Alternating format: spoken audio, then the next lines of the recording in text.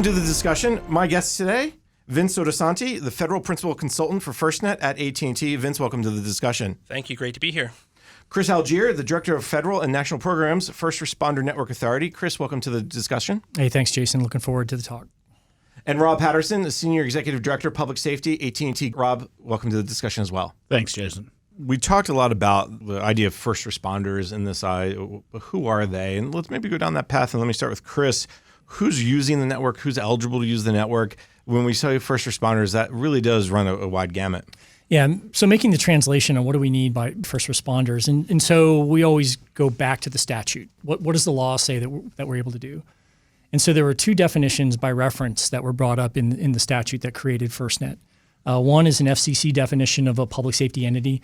That's our traditional fire, police, and EMS. What was really interesting and what really opened the aperture was it used the Homeland Security Act definition of a public safety service provider from the 2002 Homeland Security Act. And what that did is it added federal, but it also included those that support the delivery of public safety services. We know that for every officer in the field, there are a group of people behind that officer or agent in the field or firefighter to be able to execute and do their job.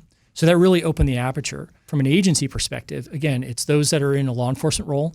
Those are federal firefighters, emergency medical services providers, emergency communications systems operators and providers, emergency managers. So all those things that we have within the federal government that may not be apparent from the outside, but as you start looking into how these agencies are organized, there's a pretty large number. Now, it pales in comparison to what the overall public safety population is across the United States, but still a very significant, very important part and segment of the federal government. We continually come across more and more federal entities across the DoD, across federal civilian, across public safety for that matter, and national security, where we may not have necessarily realized that, hey, they fit into the FirstNet ecosystem, but they very much do. They have a critical component in terms of the response, whether it's a public safety related element or not. When you talk about FirstNet, the question is who uses it? Is it when we talk about public safety, what does that mean? So break down a little bit. Who are some primary users? Who's eligible? Right. How do you become eligible? Sure. So it starts off with an eligibility question. The way this is broken down is the statute sort of defines who is a public safety entity, whether that's fire, police, EMS, which is defined in FCC regulation, or it's under the Homeland Security Act of 2002 that talks about a public safety entity and those that support the delivery of public safety services. So pretty broad aperture. And so what we've taken that to mean is there are what we call primary users, which are going to be your traditional public safety, fire, police, EMS, but we've also included, because we understand the landscape, is emergency communications providers, so public safety answering points, dispatchers, people like that, and also emergency managers that oftentimes have oversight on that larger public safety function within an organization or within an installation, and then as well as continuity operations. The extended primary are those that may not meet that primary sort of functionality, but support the delivery of those public safety services, right? So they're very important to make sure that those that are either supporting or delivering those capabilities to support a public safety entity are there.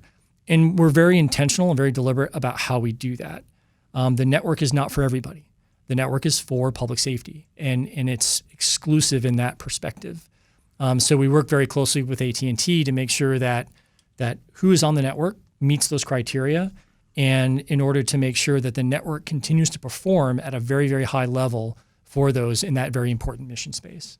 Yeah, so we work very, very closely with FirstNet Authority to ensure that we're within the framework of those eligibility guidelines. There is a very clear framework here to ensure that those frontline first responders are able to utilize FirstNet, but we also make sure that those supporting also have a critical component and a critical spot here on FirstNet, because in the end, our mission here is really to have a platform that brings that entire response community together, whether it's that frontline first responder or that supporting role. Eligibility is very critical. We really need to ensure that we protect the integrity of what this network is meant to do.